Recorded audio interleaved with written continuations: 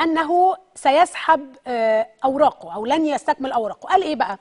تقدمت للاختبار للوظيفة وأنا أعلم أنني سوف أهاجم وستنال مني الشائعات والأكاذيب كما نالت أبي وأسرتي منذ توليه المسؤولية. وللعلم مرتب الوظيفة ليس بالآلاف لكنه 900 جنيه، ومع هذا اخترت ألا أكمل تقدمي بأوراقي لهذه الوظيفة. ويبقى السؤال: كيف يمكنني أن أحصل على وظيفة في بلدي الحبيبة مصر؟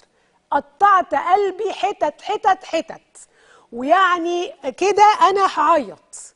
تحب أقول لك إزاي تحصل على وظيفة في مصر؟ أولا تسأل الوالد، تروح كده تخبط عليه وتقول له: يا بابا، أو بتقولوا له إيه معرفش، يا بابا، هو الكام مليون العاطلين في مصر اللي بيتخرجوا من الجامعات اللي منهم حاملي الماجستير والدكتوراه بيحصل لهم إيه؟